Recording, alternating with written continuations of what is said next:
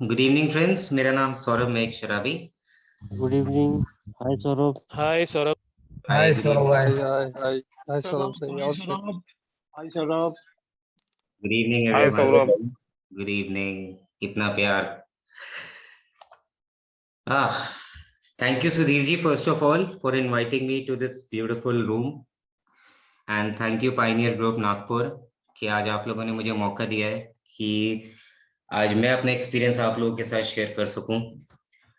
मेरे लिए एक बिल्कुल नया टॉपिक है। मैं सच बताऊं, मैंने आज तक इस टॉपिक पे कभी भी शेयरिंग नहीं करी है। एंड मैं वैसे स्पीकर मीटिंग करते हुए थोड़ा नर्वस हो जाता हूँ, और ऐसा टॉपिक मुझे मिल गया है तो I don't know I will make a justice to this topic और नो, बट अगर मैं कोई गलती कर दूं तो यार सभी भाई बहनों से पहले ही एडवांस में बोल रहा हूँ कि मुझे माफ कर देना, और मुझे पता आप लोग कर भी दोगे। दिल्ली की एक बिजनेस फैमिली से आता हूँ। फादर का ठीक ठाक नाम था शहर के अंदर, और बचपन में जब मेरे दिल्ली के एक रेप्यूटेड स्कूल में एडमिशन कराया गया था, I remember the admission happened over a phone call. मेरे फादर ने सीधा उस स्कूल के चेयरमैन को कॉल किया था, एंड फॉर्मेलिटी के लिए मेरा एक प्रिंसिपल ने इंटरव्यू लिया था जो मेरे पेरेंट्स मुझे बताते थे। एंड प्रिंसिपल आस्क्ड मी, बेटा एप्पल का कलर क्या होता है? एंड माय आंसर वाज कि अंकल आपको नहीं पता क्या? एंड ही सेड पास। बचपन से ही था ऐसा, बचपन से ही फुल ऑफ ईगो था। स्कूल में कभी पढ़ाई की तरफ ध्यान ही नहीं दिया, कभी परवाह ही नहीं करी कि how important education can be in my life. School में ऐसे घूमता था जैसे एक like I am a Brad Pitt, जिसको कोई परवाह ही नहीं है, क्योंकि मुझे पता था मेरे फादर के अच्छे खासे कॉन्टैक्ट्स हैं। मुझे स्कूल से एक्सपेल नहीं कर पाएंगे ये लोग कभी भी, अनटिल अनलेस मैं कोई बहुत बड़ा ब्लंडर क्रिएट कर दूं। एंड टीचर्स को मैं कोई परवाह ही नहीं मारता था। मतलब टीचर्स, मैं किसी स्टूडेंट से क्लास के बाहर खड़ा होकर बात कर रहा होता था, टीचर्स आके मुझे बोलते थे सौरभ क्लास शुरू होने वाली है, क्लास में आ जाओ। मैं कहता था मैम आप चलिए, मैं 2 मिनट बाद आ रहा हूँ। This was my behaviour. जेब में पैसे होते थे, ग्रैंडियोसिटी से भरा हुआ इंसान था मैं। I wanted every one to be my follower, and दुनिया को मैं पैसा दिखा दिखा के अपना फॉलोअर बनाता था। जैसे ही स्कूल खत्म होता था तो जो बेचारे बच्चे ऐसी फैमिली से शायद आते थे जो नहीं अफोर्ड कर पाते थे कि स्कूल के बाद हम एक पिज्ज़ा खा लें या एक बर्गर खा लें, तो मैं उनको अपना फॉलो बनाने के लिए उनको बोलता था हाँ हाँ आओ मैं तुम्हें खिलाता हूँ। And I used to spend money like hell. पागलों की तरह मैं पैसे उड़ाता था। I was the I think there were only 2 children in the school. One was me, जो 4th क्लास में अपनी पर्सनल गाड़ी में स्कूल आते थे। मैं गाड़ी क्यों लेके जाता था स्कूल? क्योंकि मुझे स्कूल की लड़कियों को अट्रैक्ट करना होता था। किसी, आई am the Tom boy of the school, I am the Brad Pitt, मेरे पास आओ, मेरे पीछे आओ। एग्जाम्स होते थे, मैं पढ़ के कभी नहीं जाता था स्कूल, मैं पैसे स्कूल लेके जाता था कि टीचर्स को पैसे देके कैसे खरीदना है कि मुझे पास कर दो। मुझे नहीं बनना टॉपर स्कूल का। आई डोंट वांट 80-90% और 100%। Give me 33, 35, 40, 40, 45, what ever you like, just keep me away from that fell line. बस पैसे लो और काम करो। मेरा मेरा बचपन से ही था पैसा फेंक तमाशा देख। धीरे धीरे ईगो बढ़ती जा रही थी। शराब नहीं आई थी लाइफ में, बट ईगो बढ़ती जा रही थी। आई रिमेम्बर एक बार एक डिसेंट लेवल के पुलिस ऑफिसर ने मुझे रोक लिया था, बिकॉज मेरी गाड़ी के बिल्कुल जेट ब्लैक टेंट्स होते थे। एंड मैंने गाड़ी से उतर के, मैं एक पार्किंग एरिया में खड़ा हुआ था, and I was smoking with my friends in my car. And वो पुलिस वाला आया and he stop and he said कि भैया ये काले शीशे हैं, आप लोग बाहर आ जाओ और आप लोग गाड़ी में कर कर गाड़ी की चेकिंग कराओ। मैंने आओ देखा ना था यार, सीधा उतर के उस पुलिस वाले के थप्पड़ मार दिया था कि तू है कौन, तेरी औकात क्या है? क्योंकि उस जहां मैं खड़ा हुआ था उस एरिया का एसएचओ मेरे फादर का फ्रेंड था। एंड आई वाज लाइक तेरी वर्दी उतरवा दूंगा मैं 1 मिनट में। क्या एज होगी उस टाइम मेरी? शायद 14 साल, 15 साल। This was my attitude towards adults बड़ों के आगे मेरा ये सम्मान था। अपने फार्म हाउस पे समर वेकेशन हॉलीडेज पे गया हुआ था, और उस टाइम मैं शराब नहीं पीता था, बट मेरे दोस्त शराब पीते थे, जो आज लाइफ में बहुत सक्सेसफुल हैं अपनी लाइफ में। एंड वहाँ पे वो लोग शराब पी रहे थे, I was just sitting and I was having a smoke with them. And एक दोस्त ने मुझे प्रोवोक कर दिया कि सौरभ आज तू ट्राई कर ले। मन तो नहीं माना, क्योंकि बचपन से सुनता आता था कि शराब गलत चीज है, बट मुझे लगा यार क्या है, एक बार ट्राई करने में क्या जा रहा है। And I had that first deadly drink of my life. जब मैंने वो ड्रिंक लिया था, मुझे आज भी याद है, फेल्ट सो सूदिंग, मुझे इतना कंफर्ट फील हुआ था। एक बॉडी की थकान सी खत्म हो गई थी, माइंड रिलैक्स हो गया था, एंड आई वाज लाइक पता नहीं दुनिया क्यों मना करती है शराब पीने के लिए, तो बड़ी अच्छी चीज है। एंड आई रिमेम्बर कि मैं वहाँ एक वीक की पर्सनल हॉलीडे पे गया था अकेले रहने। एंड जब मेरे फ्रेंड्स वहां से जा रहे थे, तो मैंने अपने एक फ्रेंड जो बॉटल्स लेकर आया था, उससे मैंने डिमांड करी थी कि यार तेरे पास एक एक्स्ट्रा बॉटल है तो मुझे दे दो। और वो मुझे एक बॉटल विस्की की पकड़ा गया था। एंड क्योंकि मैंने कभी शराब नहीं पी थी, मुझे शराब पीनी नहीं आती थी ना, मैंने कभी ध्यान दिया था दुनिया कैसे पीती है, तो आई थॉट ये शायद ग्लास में डालो और पी जाओ। तो मैंने फर्स्ट डे आई रिमेम्बर मैंने हाफ बॉटल विस्की का नीट पिया था।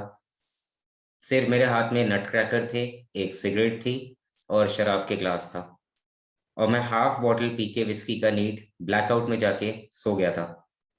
मुझे कुछ नहीं याद उसके बाद क्या हुआ क्या नहीं हुआ, but the next very day morning when I woke up, I was so relaxed, I was at ease. मैं ईज में था। मुझे लग रहा था यार इससे बढ़िया चीज तो कुछ है ही नहीं लाइफ में, और ये चीज तो मैं अपनी लाइफ में अब जरूर रखूंगा।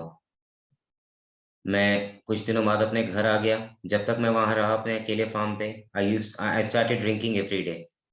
और क्योंकि मैंने पहले दिन हाफ पिया था, तो मुझे लगा हाफ तो मैं पी सकता हूँ, और मैं डेली हाफ पीने लग गया था। उसके बाद मैं अपने घर आ गया। मेरा शराब से नाता थोड़ा टूटने लगा। वहां मेरे अंदर झूठ आना शुरू हुआ। मैं अपने घर में झूठ बोलने लग गया, क्योंकि मुझे बाहर जाना होता था फ्रेंड्स के साथ पार्टी करने के लिए। अब मेरे लिए पार्टी का एक नया मतलब बन गया था। मेरे लिए पार्टी का मतलब था कि जाओ, हाथ में वाइन का ग्लास हो या बियर का पाइंट हो या विस्की का ग्लास हो, और जाओ वहां पे पार्टी करो, मस्ती मारो। तो मैं घर में सुबह 11 बजे घर वालों से झूठ बोल के निकल जाता था हॉलीडे के दिन, कि फ्रेंड के यहाँ पढ़ाई करने जा रहा हूँ। और जाता मैं पढ़ाई वढ़ाई करने कहीं नहीं था। मैं सीधा अपने फ्रेंड्स के साथ किसी होटल में चला जाता था या बार में चला जाता था। दोपहर को हम लोग जाते थे, बियर पीते थे, मस्ती मारते थे, गाने सुनते थे, डांस करते थे, खाना वाना खाते थे। फिर शाम तक अपना शराब का थोड़ा नशा कम करके मुंह में माउथ फ्रेशनर वगैरह डाल के अपना घर आ जाता था। मेरी लाइफ में अब झूठ आना शुरू हो चुका था। मैं पैसों की डिमांड करने लग गया था घर में झूठ बोल के, कि उस फ्रेंड के घर में कुछ पैसों की प्रॉब्लम आ गई है, उसको 5,000 रुपये देने एक बार दे देता हूँ, कोई बात नहीं, हेल्प कर देता हूँ। कभी गाड़ी ठोक देता था शराब पी के, तो घर में झूठ बोल देता था कि मैं तो खड़ा हुआ था, एक बाइक वाले ने आके गाड़ी ठोक दी, या एक बंदे ने रिवर्स करके लिया है मेरी गाड़ी पे मार दी। अब मेरे घर में झूठ सच चालू हो गए थे। बट सारे ड्रामे मैं ही कर रहा होता था, वो भी शराब पी के। मुझे नहीं पता आज तक कि मेरे घर वालों को ये बातें पता थी या नहीं, बट हाँ, मुझे उस टाइम कुछ नहीं बोला गया। मैं जब अपनी एजुकेशन में फर्दर गया, तो मैंने शायद ही कभी पढ़ाई करी होगी। मैंने उन टीचर्स को अपना होम ट्यूटर बना लिया था जो मेरे को वहाँ पढ़ाते थे, और उनको सीधा बोलता था कि भैया तुम मुझे पास कर देना, और तुम बताओ तुम्हें कितने चाहिए। कई एग्जाम्स में तो ऐसा हुआ है कि मैं एग्जाम देने ही नहीं गया, मेरी जगह किसी और ने मेरा एग्जाम दिया, और घर वालों को कुछ नहीं पता होता था। मैं बहुत ज़्यादा डिमांडिंग होने लग गया था अपने घर के अंदर।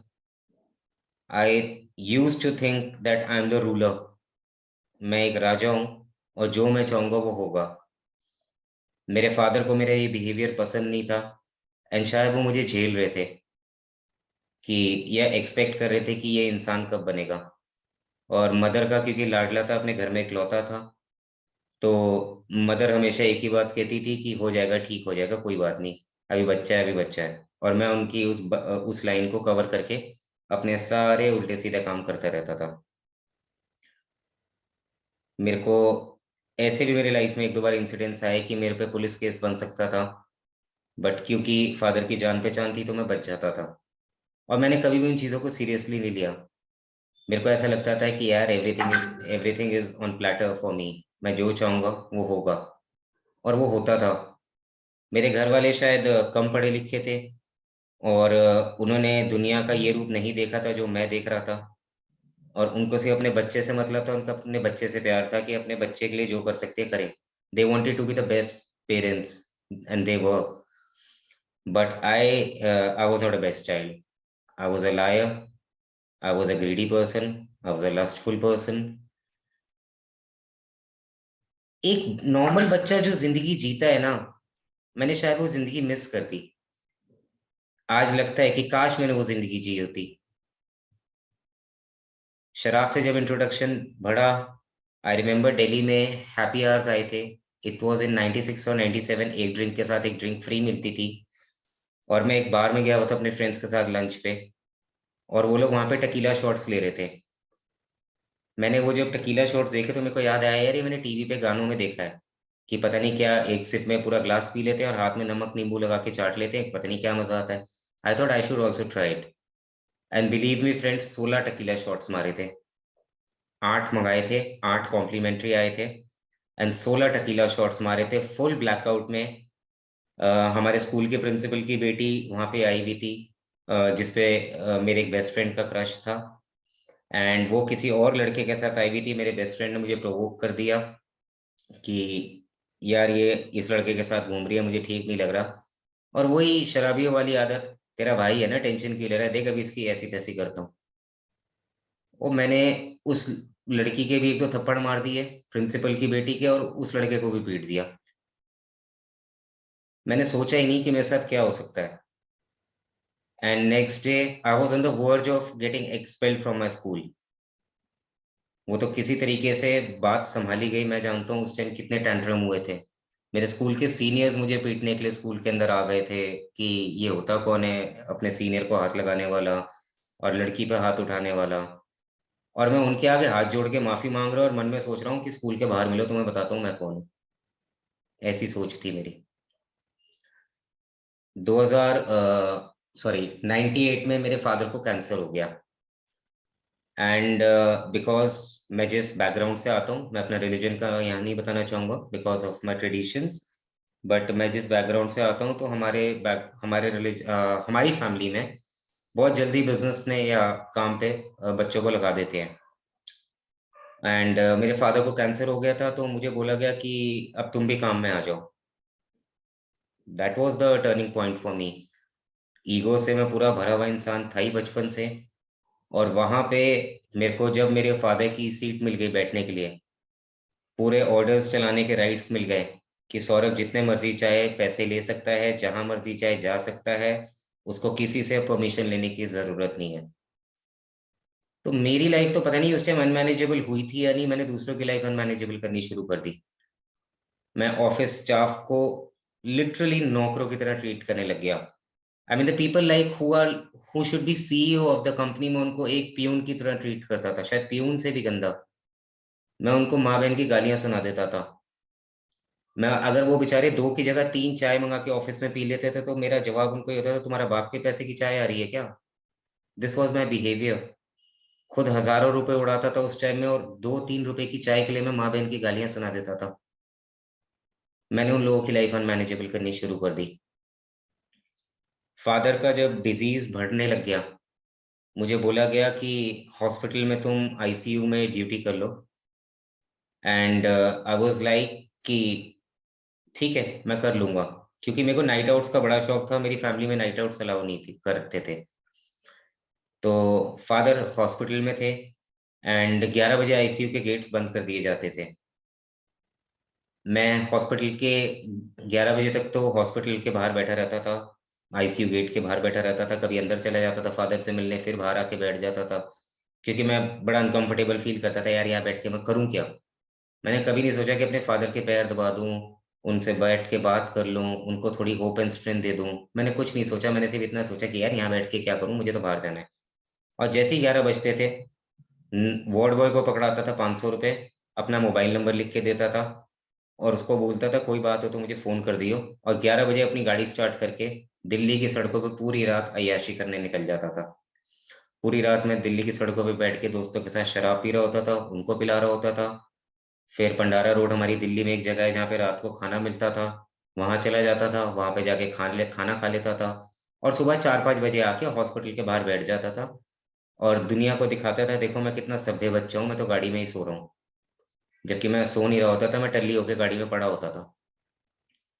जब मेरे घर वाले सुबह 7 बजे आते थे तो मैं ऐसे बिहेव करता था कि बड़ी थकान हो गई, गाड़ी में सो सो के मेरी तो कमर की ऐसी तैसी हो गई।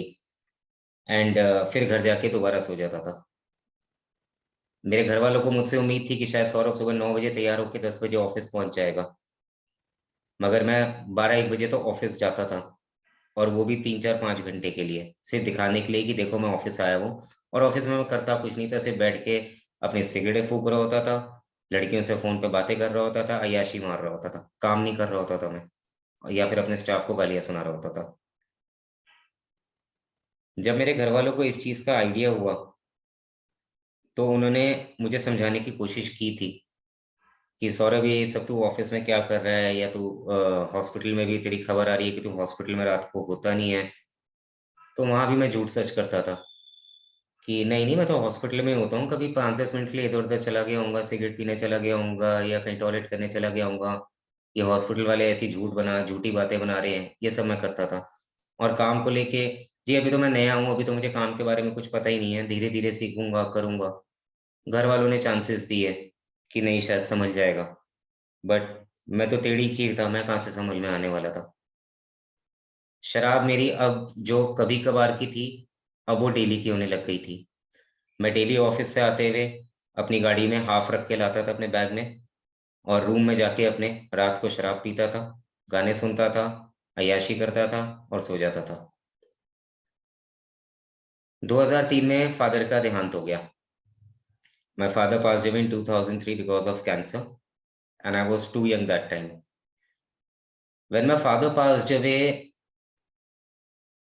एक सोबर बच्चा जो होगा, एक जो सभ्य बच्चा होगा, मॉरली अपराइट होगा, वो एक जिम्मेदारी का एहसास समझेगा कि अब मैं अपने घर में इकलौता बच्चा हूँ, फादर है नहीं, मदर बेचारी पढ़ी लिखी नहीं है, तो अब मुझे काम देखना चाहिए, मुझे परिवार संभालना चाहिए। बट मेरी क्या सोच बनी कि now I am the king, और जो मैं अब चाहूंगा वो होगा, अब मुझे रोकने वाला कोई नहीं है इस दुनिया में।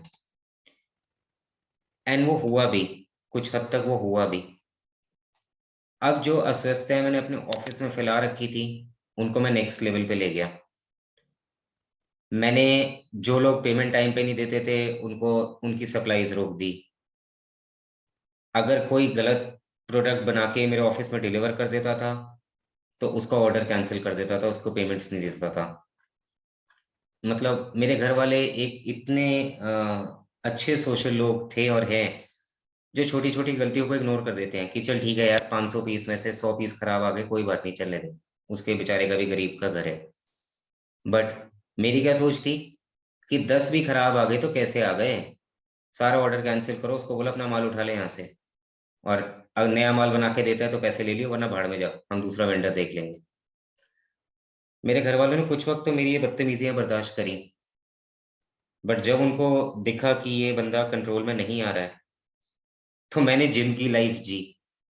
मैं जिस कंपनी का एक वक्त में मालिक हुआ करता था, मेरे को वहां पे 4,500 रुपए की नौकरी दे दी गई और मुझे बोला गया कि अब तुम यहाँ ये जो जहाँ पे पैकेजिंग स्टाफ बैठता है वहां पे तुम बैठोगे, और वहां पे उनके साथ बैठ के पैकिंग सीखोगे, पैकिंग करोगे, उनके साथ बोरियां पैक करोगे, और खाना भी खाओगे तो उन्हीं के साथ खाओगे। और अगर तुम्हें कैबिन में आना है अपने बड़ों से बात करने के लिए, even even any senior person in the office, तो तुम नॉक करके कैबिन में आओगे, वो भी अगर वो बात करना चाहेंगे उस टाइम तो। आई वॉज लाइक कि ये क्या हो रहा है मेरे साथ। शायद ये मेरे फादर का पैसा हड़पना चाहते हैं मेरे घर वाले, ये लोग क्या चाहते हैं मेरे से। और मैंने अपने फादर के चलते चलाते बिजनेस पे, जो उन्होंने इतनी मेहनत से खड़ा किया था, ही spent his sweat and blood in rising that business, मैंने उस बिजनेस को लात मार दी और मैंने कहा भाड़ में जाओ, मुझे तुम लोगों के साथ काम ही नहीं करना। मैं उनका बेटा हूँ और अगर वो ऐसा कर सकते हैं तो मैं भी कर सकता हूँ। मेरे को तुम लोगों की ज़रूरत नहीं है। और मैं काम पे लात मार के वहां से निकल गया और मैंने अपना खुद का काम चालू कर लिया। मुश्किलें आई अपना काम स्टार्ट करने में, मगर ठीक है, मैंने जो काम शुरू किया था, जो मैं आज तक कैरी कर रहा हूँ, that was a work of my interest. तो I started giving my blood and sweat into that. मैंने उसमें अपना खून पसीना लगाना शुरू किया उस काम के अंदर। शराब साथ साथ चलती जा रही थी। अब मैं एक लग्जरी लाइफस्टाइल बिजनेस में आ चुका था और लग्जरी लाइफस्टाइल बिजनेस के अंदर शराब एक बड़ा इंपॉर्टेंट रोल प्ले करती है, because most of the business most of the deals which happen in that kind of a business happens over the night parties. मैं रात को अपने क्लाइंट्स के साथ पार्टी करने जाता, शराब पीता उनके साथ, और उनके साथ डील्स मैंने स्टार्ट कर दी और मैंने ठीक ठाक पैसा कमाना शुरू कर दिया। मगर मैं सेटिस्फाई नहीं हो रहा था। I wanted to be Tata Ambani. मैं चाहता था कि मैं तो इंडिया का सबसे रिचेस्ट आदमी बन के दिखाऊंगा। तो मैं सेटिस्फाई नहीं हो पा रहा था जितना मैं कमा रहा था, दो I was earning handsome amount. जिस टाइम में लोगों के पास 10,000 रुपए का फोन खरीदने के पैसे नहीं होते थे, उस टाइम मेरे पास आईफोन्स होते थे, उस टाइम मेरे पास वर्टू के फोन्स होते थे, लग्जरी गाड़ियां होती थी मेरे पास। बट मैं सेटिस्फाई नहीं हो रहा था। आई वॉज लाइक कि नहीं यार, दिस इज नॉट लाइफ, अभी तो बहुत ऊंचाइयां छूनी है। मैं धीरे धीरे बड़े बड़े और लोगों से मिलने लगा, मेरे बड़े बड़े पॉलिटिशियंस के साथ कनेक्शंस बनने लग गए, बड़े बड़े इंडस्ट्रियलिस्ट के साथ मैं पैन इंडिया लेवल पे काम करने लग गया। एंड मैं यहाँ पे शो ऑफ नहीं कर रहा, बट ईमानदारी से बता रहा हूँ, मैं उन लोगों के साथ उठने बैठने लग गया था एक वक्त पे, जिनको दुनिया सिर्फ टीवी पे ही देखती है, जिनसे मिलने के लिए तरसती है। मैं उन लोगों के साथ उठता बैठता था, उनके साथ उनकी प्राइवेट पार्टीज में जाने लग गया था। मगर शराब मेरी साथ साथ बढ़ती जा रही थी। शायद वो लोग नोटिस कर रहे थे, मैं नहीं नोटिस कर पा रहा था। अब जिन लोगों से मुझे उस टाइम सीखना चाहिए था काम, कि लाइफ में ग्रो कैसे करना है, ईश्वर ने मुझे वो मौका दिया था कि सौरभ, तुझे मैं ऐसे ऐसे लोगों से मिलवा रहा हूँ जिनसे तेरे को बहुत बेनिफिट हो सकता है। बट उन लोगों से सीखने की बजाय अब मैं उन लोगों को ही ज्ञान देने लग गया था। 6 पैग मेरे अंदर जाते थे ना, यूज टू लाइक, अरे सर आप बैठो, मैं आपको बताता हूँ ये कैसे करना है, आप क्या कर रहे हो ये। This started becoming my language. मैं इस तरह की भाषा यूज करने लग गया था। एक भाई ने शेयरिंग में बड़ी अच्छी बात बोली थी, मैं बहुत बार वो बात याद भी करता हूँ और बोलता भी हूँ, कि alcohol gave me wings to fly, but in the end it took away my sky. शराब ने मेरे को आसमान की ऊंचाइयों पे तो छुआ दिया, बट मेरे पंख ही छीन लिए मुझसे कि अब उड़। धीरे धीरे उन लोगों ने मेरे से कटना शुरू कर दिया। बिग बुक में एक बड़ी प्यारी लाइन आती है, पता नहीं शायद डॉक्टर्स ओपिनियन में है, if I am not wrong, Sudhir ji बाद में बता पाएंगे, कि एक मौका देता है ईश्वर कि मैं अपने आप को रोक सकूं अल्कोहलिक बनने से, हार्ड ड्रिंकर से मैं वापस बैक गियर लगा सकता हूँ। बट वो थिन लाइन में क्रॉस कर चुका था। अब मैं एक हार्ड ड्रिंकर से एक अल्कोहलिक बन चुका था। मेरे बिहेवियर्स अब मेरी शराब के थ्रू झलकने लग गए थे, अल्कोहलिज्म में मैं आ चुका था। मेरे को अब शराब के बिना मेरे से बिजनेस की बातें नहीं होती थी। हालांकि अभी तक मेरी सिर्फ रात की शराब चल रही थी, बट शराब के बिना मेरे से बिजनेस की बातें नहीं होती थी। मेरी मदर मुझे बोलती थी कि तू रोज रात को शराब पी के क्यों आता है और इतनी क्यों पी के आता है। और मेरा उनको एक सिंपल सा जवाब होता था कि क्या हो गया, पी ली तो, काम पे जाता हूँ, काम पे बैठ के पीनी पड़ती है, जब क्लाइंट्स के साथ बैठे होते तो पीनी पड़ती है। बड़े गंदे तरीके से मैं उनको बोलता था, शायद आज तो मैं फिर बड़े डिसेंट तरीके से बोल रहा हूँ। मेरा बिहेवियर बड़ा रूड होता था उनके साथ, कि मुझे कुछ बोलो मत, मतलब मैं अपनी आवाज जान के ऊंची करता था ताकि सामने वाले की आवाज में दबा सकूं, कि मेरी आवाज ऊंची होगी तो सामने वाला अपने आप चुप हो जाएगा। और वो होता भी था। मेरे घर वालों ने सोचा कि इसकी शादी करा देते, शायद शादी करा देंगे ये सुधर जाएगा। तो जिस लड़की से मेरा एक लॉन्ग टर्म अफेयर चल रहा था, मेरे घर वाले इनिशियली तो नहीं माने इंटरकास्ट मैरिज के लिए, but after couple of years जब उनको दिखा कि ये तो किसी और लड़की के लिए हाँ ही नहीं कर रहा है, तो उन्होंने वहां पे खुद सरेंडर कर दिया कि भाई ठीक है, तू शादी कर ले, चाहे अपनी पसंद की लड़की से कर ले। And I got married to that girl who is still my wife. जब मेरी उससे शादी हुई तो मेरे घर वालों ने उससे एक ही रिक्वेस्ट करी थी। मेरे घर वालों ने उससे कोई डाउरी नहीं मांगी, कुछ नहीं मांगा। उससे सिर्फ एक ही डिमांड करी थी कि अगर हो सके तो इसकी शराब बंद करा देना। बट मेरी वाइफ ने भी उस बात को उस टाइम सीरियसली नहीं लिया, बिकॉज मेरी वाइफ जिस बैकग्राउंड से आती है वहाँ पे शराब नॉर्मल पीते हैं, एक मेडिसिन की तरह पीते हैं। बिकॉज मेरी वाइफ हिल्स से आती है, तो वहाँ पे शराब पी जाती है सिर्फ अपने आप को वार्म रखने के लिए, ठंडी हवा से। तो मेरी वाइफ ने सोचा दुनिया शराब पीती है, सौरभ पी रहा है तो क्या हो गया। कुछ टाइम तो मेरी वाइफ ने मेरे अल्कोहल को झेला, देखा कि पी रहा है, ठीक है पी रहा है, कभी ज्यादा भी पी लेता है, हरकतें कर देता है, नाराज हो जाता है, गुस्सा हो जाता है। But later on she started realizing कि ये पी नहीं रहा है, ये तो अपने अंदर गल्प करता है। और पहले तो मैं बाहर जाके दोस्तों के साथ शराब पीता था, अब क्योंकि शादी हो गई थी तो अब मैं घर में बैठ के शराब पीने लग गया था। एंड 2-3 पैग पे तो मैं रुकता ही नहीं था। डेली मेरी हाफ या बॉटल आता था, और उसमें से जितनी मुझे पीनी है, जब तक मैं फुल ब्लैकआउट में ब्लोन अल्कोहलिक ना बन जाऊं, जब तक मैं पीता रहता था। वहां मेरी वाइफ ने मेरे पे रोक टोक लगानी शुरू कर दी कि सौरभ तुम कम पी लो या मत पियो या कभी कभार पी लो। जो हमारे बिग बुक में सारी चीजें लिखी हैं कि एक्सपेरिमेंट करके देख लो, मेरी वाइफ ने उस टाइम वो मुझे सजेशंस देने चालू कर दिए। This I am talking about 2012, 2012 की बात कर रहा हूँ ये। बट सौरभ कहाँ मानने वाला था। सौरभ की नजरों में अब वो उसकी सबसे बड़ी दुश्मन बन गई, क्योंकि सौरभ और उसकी शराब में वो बीच में वो आ रही थी। अब सौरभ का वो जानवर वाला रूप निकल के बाहर आया। मैंने अपनी वाइफ के साथ फिजिकल असॉल्ट्स करने चालू कर दिए, मैंने उसको अब्यूज करना चालू कर दिया, मैंने उसको लेट डाउन करना शुरू कर दिया, उसकी फैमिली को लेट डाउन करना शुरू कर दिया। मैं अपनी वाइफ को खूब सुनाता था कि तेरे बाप की पैसों की पी रहा हूँ क्या, तेरे से तो मैंने शादी में 1 रुपया नहीं लिया, तू मेरे टुकड़ों पे पल रही है, मैं तेरे टुकड़ों पे नहीं पल रहा हूँ, पता नहीं क्या क्या अंट शंट। जितना गंद मैं बोल सकता था मैं अपनी वाइफ को बोलता था। बट सच कहते हैं एक ही कमरों में कि हम we are blessed that we get the best women in the world. मुझे भी एक ऐसी वाइफ मिली जो मुझे मेरी इन टॉर्चर्स को सहती रही, और उसने कभी भी अपने घर में नहीं बताया। वो बेचारी सुन लेती थी, रो लेती थी, कभी जाके मेरी मदर के आगे रो लेती थी, बट कभी उसने जाके दुनिया में नहीं बोला कि मेरा पति ऐसा है। एक बार 2013 में मेरी वाइफ के ब्रदर आए हुए थे राखी पे, उसे राखी बंधवाने दिल्ली। एंड मैंने उससे एक रात पहले शराब पी के अपनी वाइफ की फुल एस्तेसी करी थी।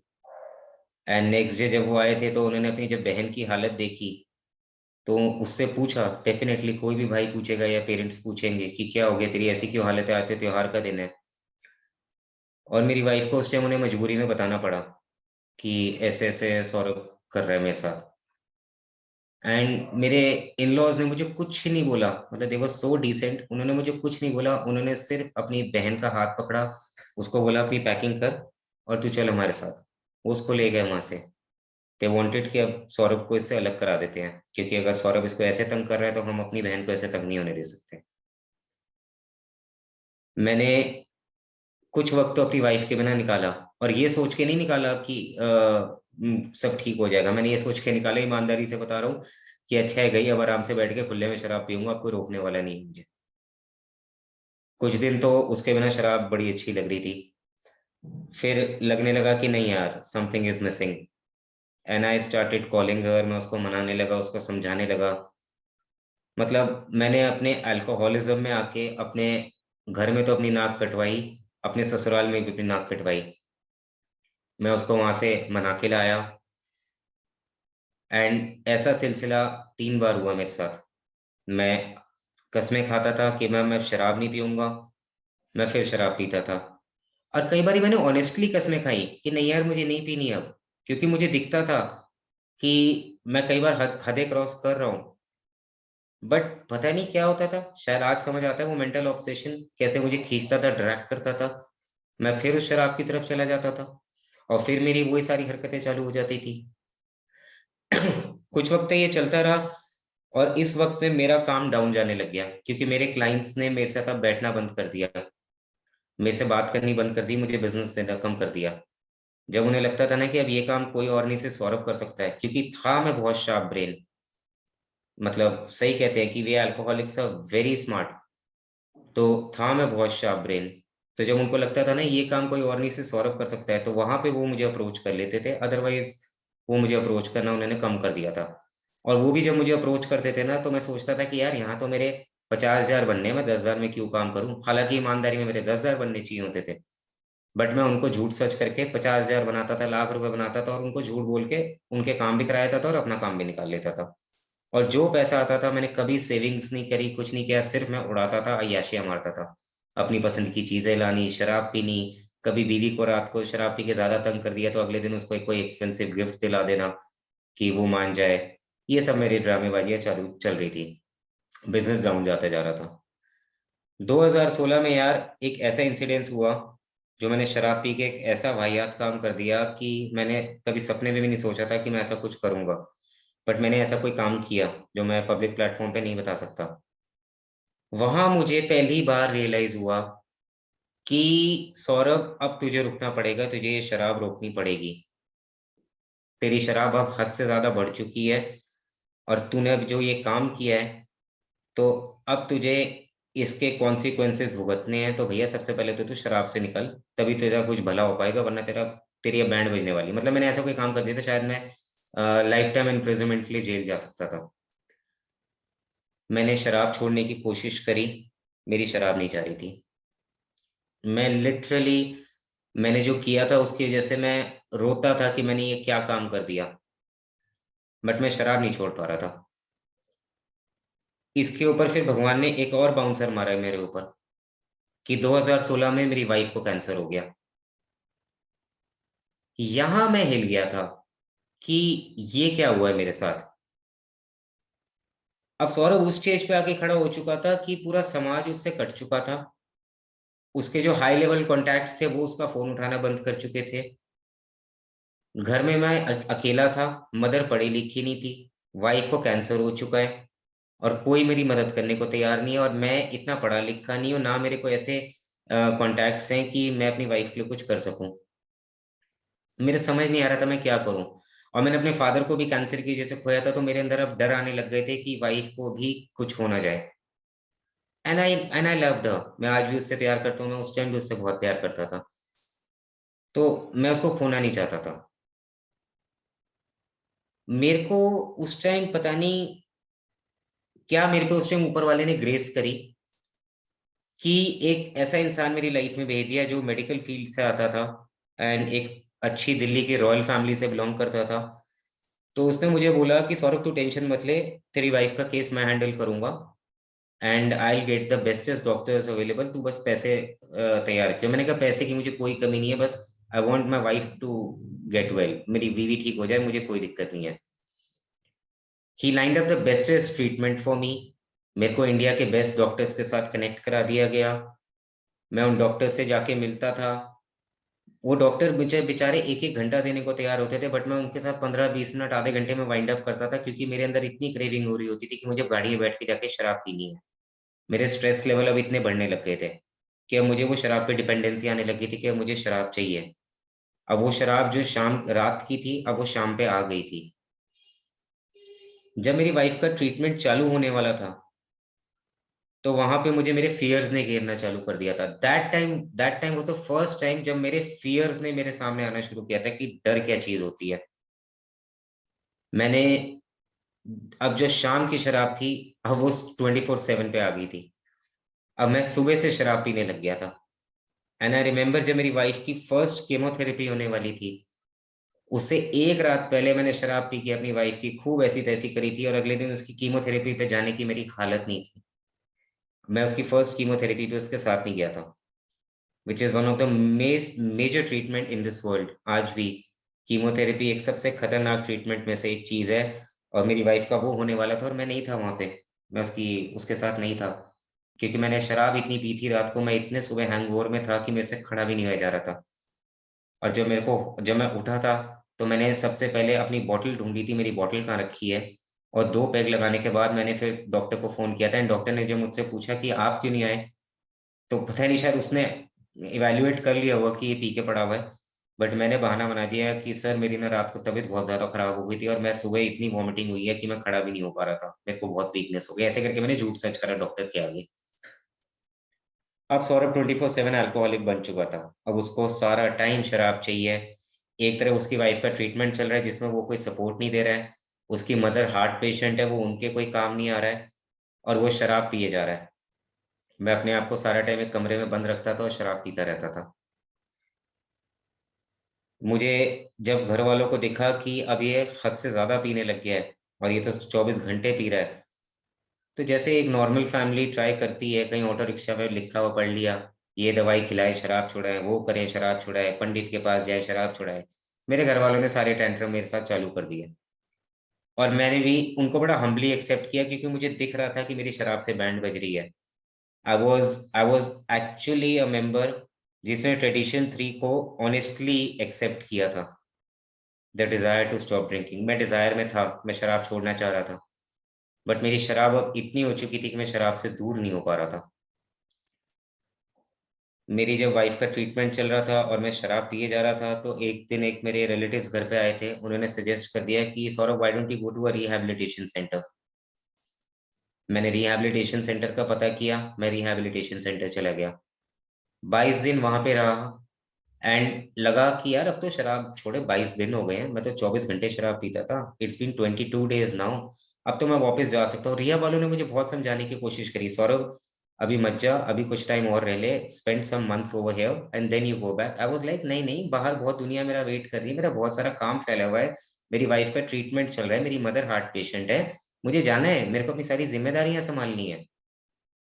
And I came out and I behave like a very good boy for 1 week.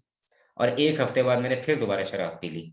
दिमाग में एक छोटा सा थॉट आया कि यार इतना टाइम हो गया, अब तू एक पैक पी सकता है, you can try to be a social drinker. और मैं सीधा वाइन शॉप पे गया, वहां से मैंने एक मिनिएचर खरीदा, एंड वो मिनिएचर कब वो बोतल में बदल गया मुझे आज तक नहीं समझ आया। मतलब शायद 24 आवर्स टू मैक्स 48 आवर्स में दोबारा से वही बैक टू पवेलियन बॉटल पे आ चुका था, और वही मेरी सारी अनमैनेजेबिलिटीज आने लग गई थी, और वही सारी हरकतें जो मैं पहले कर रहा था वो सब सामने आने लग गई थी दोबारा से। कुछ वक्त रहा, फिर स्ट्रगल किया कि नहीं यार अब मैं इस पे काबू कर लूंगा, मैं सोशल ड्रिंकर बन के दिखाऊंगा, मैं करूंगा। बट फिर जब दिखा लास्ट में कि नहीं हो पा रहा, मैं फिर रिहैब चला गया। मैंने ऐसे करके 6 रिहैबिलिटेशन सेंटर्स काटे, फ्रॉम 2016 एंड टिल 2018। मैंने 6 रिहैबिलिटेशन सेंटर्स काटे। इस बीच में मुझे एए का मैसेज भी मिल गया था, मैं एए में भी आने लग गया था। बट ए वालों की बातें मुझे खुद समझ ही नहीं आ रही थी, because I use to think that ये लोग मुझे क्या समझाएंगे यार, ये रिक्शे में आ रहे हैं, साइकिल पे आ रहे हैं, स्कूटर पे आ रहे हैं, मैं मर्सिडीज से नीचे बात नहीं करता, ये लोग मुझे सिखाएंगे, मैं इन लोगों से सीखूंगा। अब ये लोग तो मुझसे समझते हैं, सौरभ भाई स्मार्टफोन में ये प्रॉब्लम हो गई है, ये कैसे होगा, वो कैसे होगा, मैं इन लोगों से सीखूंगा। ऐसे मेरे बिहेवियर्स थे। तो मैं नहीं समझ पा रहा था आप लोग जो मुझे समझाना चाह रहे थे। I was out of I was out of my brain. मेरा दिमाग बंद था, मैं नहीं समझ पा रहा था। 2018 में यार मदर की डेथ हो गई। 2018 जनवरी में मदर पास्ट अवे। वहाँ मेरे साथ एक ऐसा इंसिडेंस हुआ कि मेरी मदर के डेथ के 3 दिन बाद मैंने शराब पी ली, और मेरे घर वालों को लगा कि ये क्या कर रहा है। मतलब उनके पैरों तले जमीन निकल गई कि इसकी खुद की माँ मरी और ये शराब पी रहा है। मेरी मदर की 13वीं भी नहीं हुई थी। तो मेरे घर वालों ने पहले तो बहुत जल्दी सब कुछ शॉर्टकट में वाइंड अप किया, सारे रिचुअल्स को, और सीधा रिहैब फोन किया, और 4 मुस्टंडे आए और मुझे उठा के ले गए। मेरा पहला पिकअप। वहां जब मैं पहुंचा तो मेरी इंसैनिटी अब सामने आने लग गई थी। मैं ये नहीं सोच रहा कि मेरी मदर की डेथ हुई और मैंने ये क्या किया है, मैं ये सोच रहा हूँ कि मेरे घर वालों ने मेरे साथ ये क्या कर दिया। यहाँ मेरी माँ मर गई और मुझे रिहैब में डाल दिया इन लोगों ने। मैं ये नहीं सोच रहा मैं रिहैब अपनी करतूतों की वजह से आया हूँ, मैं उन पे ब्लेम डालने लग गया था। मैं रिहैब में बैठा रो रहा होता था और ये कह रहा होता था रिहैब के ओनर को कि मेरे घर वाले सब कुछ बर्बाद कर देंगे, मेरे घर वाले सब कुछ खत्म कर देंगे, मेरा सब कुछ छीन लेंगे, मेरे को सड़क पे लाके खड़ा कर देंगे। अब मेरी वो सब सारी सारी चीजें चालू हो चुकी थी। 2018 जब से मेरी रिकवरी चालू हुई नवंबर तक, मेरे 6 पिकअप हुए। मतलब टोटल मैंने 11 रिहैब काटे हैं, 5 पहले और 6 बाद में।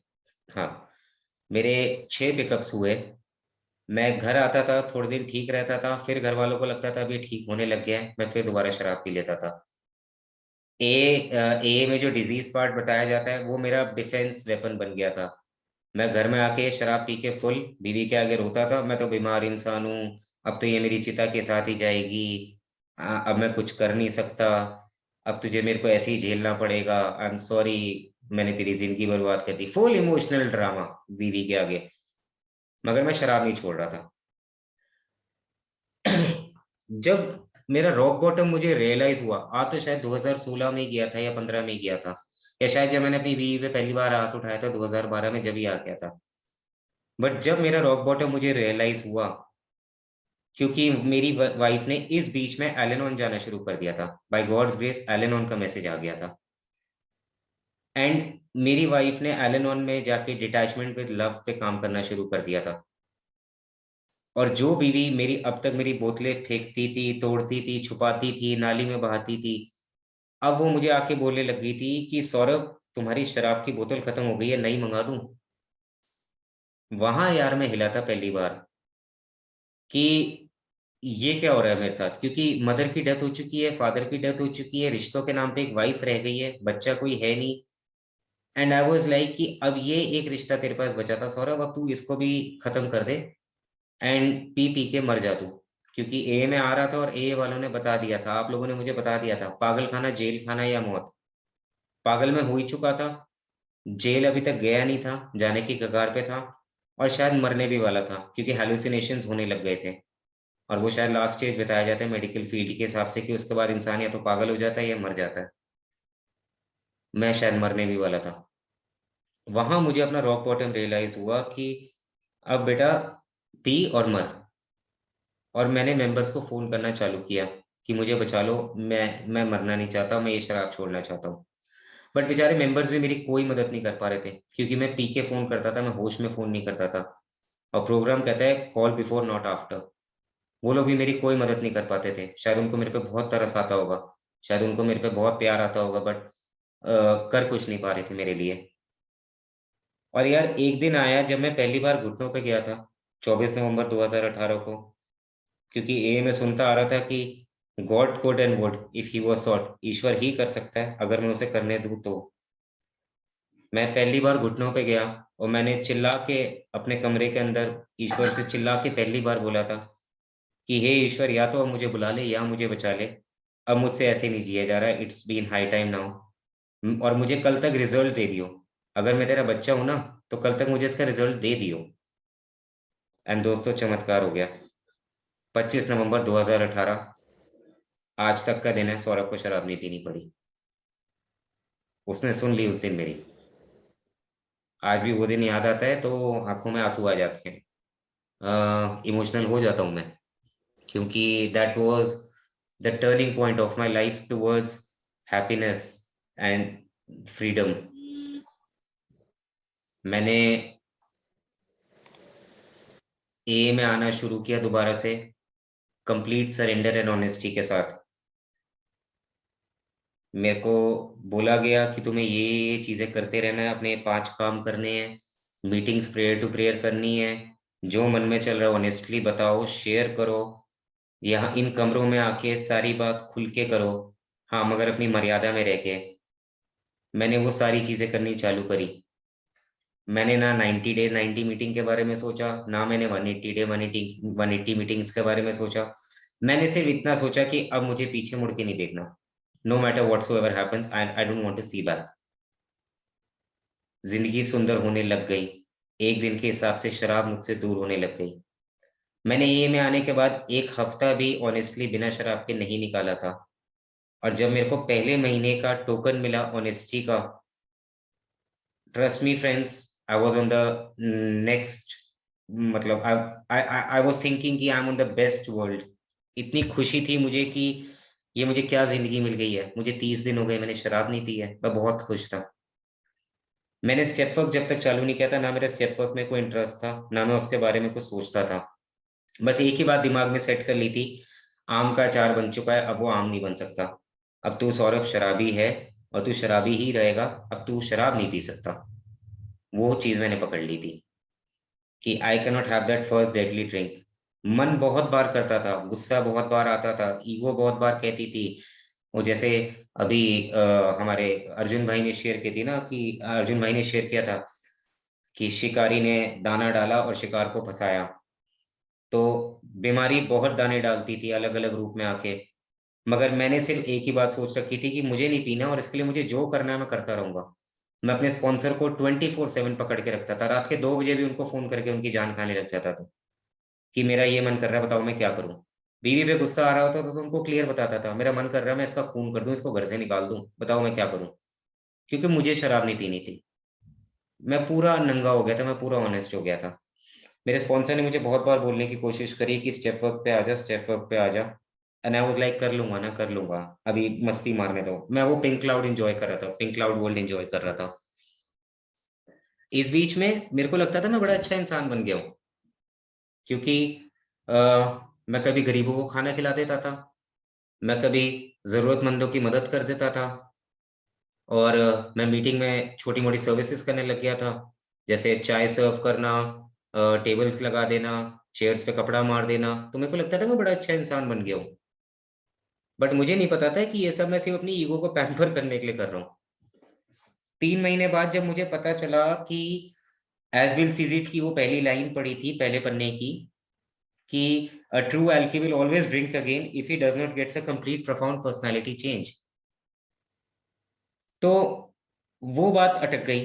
स्पॉन्सर से इस बारे में बात करी कि जी ये क्या चक्कर है, बिल डब्ल्यू ऐसा क्यों कह रहा है कि एक शराबी दोबारा शराब पक्का पिएगा अगर अपने अंदर कंप्लीट पर्सनालिटी चेंज नहीं लाएगा तो, और मैं शराब नहीं पीना चाहता, बताओ मैं क्या करूं। तो मेरे स्पॉन्सर ने मेरे हाथ में बिग बुक रखी और बोला ये करना पड़ेगा, और क्या करना पड़ेगा, इसके 164 पन्ने पढ़ने पड़ेंगे और ईमानदारी से पढ़ने पड़ेंगे। मैंने कहा तो जी करो, मैं नहीं पीना चाहता। मैंने अपना स्टेप वर्क करना चालू किया। जब मैंने अपने स्टेप वर्क करना चालू किया तो मुझे पता चला कि मैं कितना पावरलेस इंसान हूँ। जब मैंने वहां पे अपने आप को पहली बार इवेल्युएट किया था अपनी पावरफुल और पावरलेस की लिस्ट बना के, तो पावरलेस में शायद 4 होंगे और पावरफुल में 40 थे। ऐसा माइंडसेट था मेरा। मुझे धीरे धीरे पता चलने लगा कि मैं अपने आप को कितना पावरफुल इंसान समझता हूँ, जबकि मैं हूं नहीं। जब एक एक पॉइंट को डिटेल में स्पॉन्सर के साथ डिस्कस किया तो समझ आने लगा कि Saurabh you are powerless over everything except your action. तू बस अपने एक्शन पे पावरफुल है, उसके अलावा तो किसी चीज पे नहीं है। उस चीज पे काम करना शुरू किया, उस चीज पे आज तक कर रहा हूँ और शायद जिंदगी भर करता रहूंगा। दूसरा स्टेप किया, पता चला कि मैं तो एक पागल इंसान हूँ, क्योंकि वो तो कह रहा है ना, came to believe that a power greater than me can bring me back to sanity. Sanity में तो इंसेन इंसान ही आएगा ना। तो पता चला वहां जाके कि मैं तो एक पागल इंसान हूँ। मैं ईश्वर को कुछ समझता ही नहीं था, मेरी लाइफ में ईश्वर का कोई अस्तित्व ही नहीं था। मेरे से जब पहली बार मेरे स्पॉन्सर ने मुझसे पूछा था कि God of your own understanding में तो किसको अपना ईश्वर मान सकता है, तो मेरे को था कि ईश्वर तो कोई भी नहीं है। मेरे को समझ ही नहीं आ रहा था ईश्वर क्या है। तो उन्होंने कहा किसी को तो ईश्वर मानना पड़ेगा। तो आप लोगों से ए में सुना था गॉड का मतलब होता है ग्रुप ऑफ ड्रंक्स। तो मैंने कहा यार आप लोगों को ही अपना ईश्वर मान लेता हूँ, और सच बताऊं आज तक आप लोगों को ही अपना ईश्वर मानता हूँ। मेरे लिए ईश्वर का मैंने आज तक कोई नाम सेट नहीं किया है। हिंदू मुस्लिम सिख ईसाई में से किसी मतलब ईश्वर को मैं आज तक आइडेंटिफाई नहीं कर पाया हूँ। तो मैं आज भी आप लोगों को ही अपना ईश्वर मानता हूँ, और शायद भगवान करे आप लोगों को ही मानता रहूं, क्योंकि मेरी जिंदगी में तो मसीहा बन के आप लोग ही आए। मैंने जब अपना स्टेप 3 किया, that was the toughest thing, कि अपनी लाइफ कैसे किसी को हैंड ओवर कर दूं यार, कैसे अपनी विल साइड में रख के उस ऊपर वाले की विल चलने दूं। और ऊपर वाले तो आप लोग थे, तो आप लोगों की चला के चलने देना इतना आसान थोड़ी था मेरे लिए कि हर चीज में हाँ में हाँ मिला दूं। बट किया यार, मजबूरी थी क्योंकि शराब नहीं पीनी थी। एक ओल्ड टाइमर ने इस बीच में बताया था कि 5वें कदम में आके तेरी बीमारी से तेरा इंट्रोडक्शन होगा। और जब मेरा 5वां कदम मैंने किया और मुझे पता चला, मैं तो सोचता था सौरभ बड़ा अच्छा इंसान है, सौरभ ऐसा है, सौरभ वैसा है। और 5वें कदम में आके पता चला जब मैंने अपने डिफेक्ट्स देखे, I was full of defects, कि ऐसा कोई डिफेक्ट नहीं होगा जो मेरे अंदर ना हो। I was full of them. मुझे पता चला कि मैं कितना बीमार इंसान हूं। और यहाँ पे ठीक कहते हैं, अभी जैसे सुधीर भाई भी कह रहे थे, problem is not drinking, problem is thinking. Big book में बिल्कुल ठीक लिखा हुआ है, alcohol was nothing but just a symptom. शराब सिर्फ एक सिम्टम था, शराब बीमारी नहीं थी, शराबीपन बीमारी है। मेरे अंदर से आज भी शराबीपन खत्म हो जाए, मैं आज भी शराब पी सकता हूँ मुझे लगता है, बट मुझे पता है आज के दिन कि मेरा शराबीपन ही मुझे मार देगा, क्योंकि ये एक स्पिरिचुअल सिकनेस का डिजीज है। I am a spiritually sick person. और शायद इसीलिए हमारे जो एंसेस्टर्स हैं, बिल डब्ल्यू है, जिनको सुधीर जी बड़े प्यार से भाई साहब बोलते हैं, मुझे बड़ा अच्छा लगता है सुन के, वो बता गए कि one day at A time काम करना पड़ेगा। डेली रिप्रीव इसीलिए बनाया गया कि डेली मुझे अपनी स्पिरिचुअल कंडीशन पे काम करते रहना पड़ेगा। आज भी बहुत कैरेक्टर डिफेक्ट्स ओवरलैप करते रहते हैं। आज भी शिकारी डेली दाना डालता रहता है कि भैया दाना डाले, सौरभ फंसे और गिरे। हमारे एक ओल्ड टाइमर थे, बस 2 मिनट में खत्म करूंगा। हमारे एक ओल्ड टाइमर थे विशंबर जी, अब इस दुनिया में नहीं रहे तो उनका नाम ले सकता हूँ। वो कहते थे कि सौरभ बीमारी ऐसी है कि तू मदमस्त चाल चल रहा होगा, पिछवाड़े पे लात मारेगी, तू मुंह के बल कीचड़ में गिरेगा, और जब तक तू अपने मुंह पे से कीचड़ उठा के पीछे मुड़ के देखेगा कि किसने लात मारी है, तो वहां तुझे कोई खड़ा नहीं दिखेगा, मगर रियलिटी ये होगी कि तू कीचड़ में गिर चुका होगा। तो बिल्कुल संभल के चलना पड़ेगा। आज मैं अपने डिफेक्ट्स को बिल्कुल नोटिस करके चलता हूँ, क्योंकि मेरे अंदर के जो डिजायर्स है ना, वो मेरे इंस्टिंक्ट्स को हिलाते हैं, और मेरे इंस्टिंक्ट्स जब हिलते हैं ना, तो मेरे कैरेक्टर डिफेक्ट्स कूद कूद के सामने आते हैं, और फिर मुझे उन कैरेक्टर डिफेक्ट्स का ऑपोजिट पे काम करना पड़ता है। लस्ट आ रहा होता है तो लव पे जाना पड़ता है, ग्रीड आ रहा होता है तो ऑनेस्टी पे जाना पड़ता है, ईगो आ रही होती है तो ह्यूमिलिटी पे जाना पड़ता है। और जब मैं इन चीजों को करता हूँ, तो मैं अपने इंस्टिंक्ट्स पे जो हिल रहे हैं उनको रोक पाता हूँ। और शायद इसीलिए आज के दिन तक शराब से बचा हुआ हूँ। मुझे आज भी पता है कि अगर मैंने दोबारा शराब पी, तो शायद मेरी तो रिटर्न जर्नी 100% होने ही नहीं वाली। मुझे मतलब भरोसा है इस बात पे, क्योंकि वो बिग बुक में तो 25 साल वाले का एग्जाम्पल दिया हुआ है। मैं तो खैर अभी 3 साल वाला ही हूँ, बट मुझे इतना यकीन है कि वो बेचारा 25 साल बाद पी के 4 साल में मर गया था। मैं अब पी लूंगा तो शायद मैं 4 महीने में ही मर जाऊंगा, क्योंकि शराब ने शरीर की इतनी ऐसी तैसी कर दी है। और अब मैं ए में इतना इन्वॉल्व हो चुका हूँ, सर्विस में इतना इन्वॉल्व हूँ, इतना आप लोगों का मुझे प्यार मिल चुका है कि अब मैं अपने गिल्ट में ए में वापस आ नहीं पाऊंगा, और ए के अलावा मेरे पास कोई रास्ता होगा नहीं। तो शराब पूरी तरह मुझे घेर लेगी और मुझे निगमबोध घाट पहुंचा देगी, जो हमारी दिल्ली में एक क्रिमेशन सेंटर है। इसके अलावा मेरे को नहीं दिखता। और इसलिए मैं आज के दिन बहुत संभल के चलता हूँ, क्योंकि मैं शराब नहीं पीना चाहता। और बिल्कुल ठीक कहते हैं यार यहाँ पे, once an alcoholic always an alcoholic. मैंने ए में बहुत ट्राई किया, ए में आने के बाद, कि मैं इन लोगों को गलत साबित करूंगा, मैं सोशल ड्रिंकर बन के दिखाऊंगा, बट यार मैं तो बन नहीं पाया। और आज के दिन जब मैं 3 साल की रिकवरी ले चुका हूँ, और आज जब मैं और किसी भाई का रिलैप्स सुनता हूँ, और जब उस बेचारे भाई को रोता हुआ देखता हूँ कि मैं रुक नहीं पा रहा, मैं रुकना चाहता हूँ, तो अपने आप से ना एक ही बात कहता हूँ, सौरभ कभी उठा मत लियो, वरना तेरा भी यही हाल होगा, और शायद इससे भी बुरा हाल होगा। क्योंकि बढ़ती हुई बीमारी है। आज 3 साल की रिकवरी है, तो बीमारी भी 3 साल आगे बढ़ चुकी है, और बार बार मेरी थिंकिंग को ड्रैग करने की कोशिश करती है। नमस्कार जी, बोलिए। बार बार मेरी थिंकिंग को ड्रैग करती है, बार बार मेरी थिंकिंग के थ्रू मेरे पे कुछ काम करने की कोशिश करती है कि मैं कुछ उल्टा करूं। बट आप लोग यहाँ बैठे हो ना, मेरी बीमारी तो मुझे बार बार कहती है, Saurabh you can, Saurabh you can. और फिर सौरभ के अंदर से आवाज आती है, yes Saurabh I can. But फिर आप लोगों की बात याद आ जाती है, आई कांट वी कैन। तो यार आज के दिन ना अपने आप को आई से बचाने की कोशिश करता हूँ, वी में चलने की कोशिश करता हूँ, और शायद इसीलिए अभी तक बचा हुआ हूँ। बाकी यार इससे ज्यादा मेरे पास बोलने के लिए नहीं था। आई होप मैंने अपने टॉपिक को जस्टिफाई किया हो। अगर मेरी किसी को कोई बात बुरी लगी हो, या मैंने कुछ गलत शेयर कर दिया, तो प्लीज मुझे माफ कर देना। I am still a newcomer. मैंने इस टॉपिक पे पहली बार शेयर किया है, और कोशिश करी है कि मैं ऑनेस्टली जो था वो बोल सकूं। एंड आप लोगों का साथ है, आशीर्वाद है, प्यार है, तो आज जिंदा हूँ। इस ग्रुप में पहली बार आया हूँ, तो यहाँ पे भी एक ही बात बोलूंगा जो हमेशा बोलता हूँ कि अपना आशीर्वाद मेरे पे बना के रखना, अपना प्यार मेरे साथ बना के रखना। आप लोग हो तो मैं हूँ तो आप लोग नहीं हो, आप लोगों की वजह से मैं हूँ। तो यार मुझे आप में रखना, अपने साथ हमेशा अपने साथ रखना। And I love you all. Thank you so much. Thank you Sudhir ji.